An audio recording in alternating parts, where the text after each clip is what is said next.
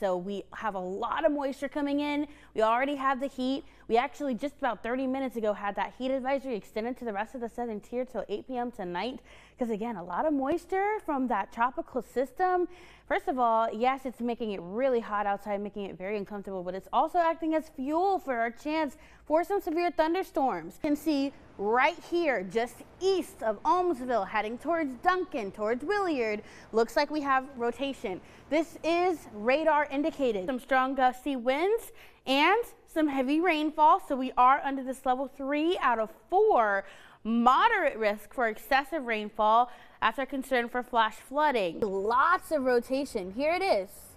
The red and the green right next to each other. When we talk about velocity, again, we are talking about the direction that winds are moving in. From dark red to that light green. That's gonna be a huge gradient. That's what we call a gradient. When you see that quick change in the rain, usually it's also associated with very strong, damaging, gusty winds. Awesome. And how's the weather been? Gorgeous. You do a great job with your report, so I knew it was gonna be beautiful today. Oh, well, all that great weather is due to high pressure. Taking a quick look at this evening, those snow showers are still widespread, but the temperatures are dropping. So I'm looking at these chances for icy, slippery spots on the roads.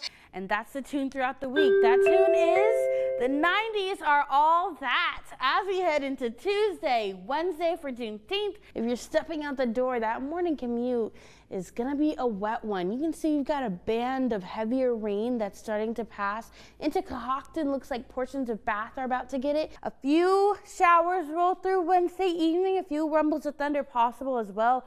What with all the warming up that we have done, we'll be looking at some serious impacts with travel commute and also potentially power outages as we see upwards of a foot of snow. So what we will see tonight is with a little bit of clearing, temperatures are dipping back into the low 20s for many of us. It's going to be cold tonight and cold tomorrow as well. Now here's a look at our tropics where I was saying it is busy. I mean 3 hurricanes right now. Folks, it's October. It's also the second week of October.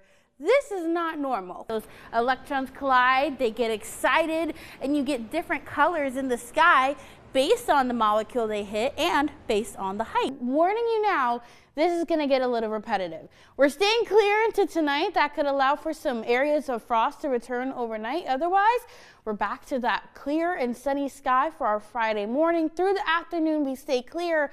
We're staying clear again into the evening. Remember what I said about this getting repetitive, but this is not the story, folks. The story is with this Clipper system. This low pressure system, watch it. It descends through the Great Lakes. We may end up seeing some areas seeing just over 4 inches of snow. We got quite a bit of wintry conditions coming in for the start of winter, including some potentially sub-freezing temperatures. I'll have a look at that full 7-day forecast coming up in a bit. Your 18 News at Noon starts right now.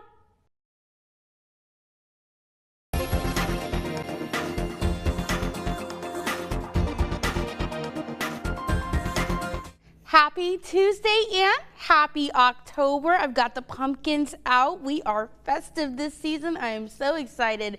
I know many of us are as well.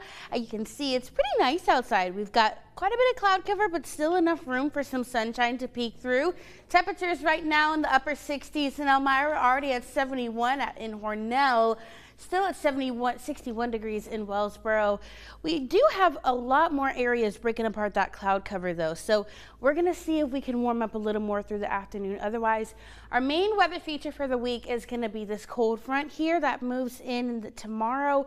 It brings us some cloud cover, brings us some isolated showers as well. But behind it, high pressure settles in. So rest of this evening, we are mostly going to actually see those quiet conditions continuing, a little bit of clearing into the late evening. That may set us up for some patchy fog. Otherwise, clouds build in overnight ahead of some isolated showers for tomorrow morning. We'll still be with some isolated to scattered showers into the afternoon, but that system rolls through quick, especially with that high behind it. We are clearing out Wednesday night and into our Thursday. We are mostly sunny and pleasant, just with some high cloud coverage. Quick look at the tropics though. We are busy. We just had Tropical Storm Kirk, which is actually forecasted to become a major hurricane, thankfully not impacting continental U.S.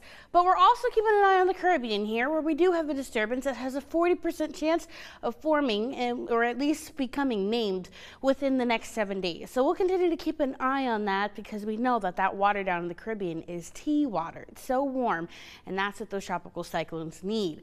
Now, as far as us here at home go, the rest of our afternoon, we're warming up to those low 70s, at least for the areas that do see more sunshine.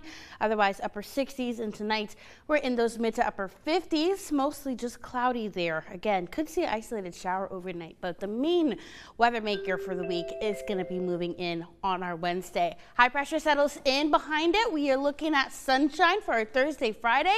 We get a secondary cold front that rolls through late Friday night into our Saturday morning with a few showers, but the more notable part of that cold front is the cooler air that's coming with it. So high pressure moves in behind that as well. By the weekend, we're back to sunshine, but we are going to be chilly for the start of the new work week.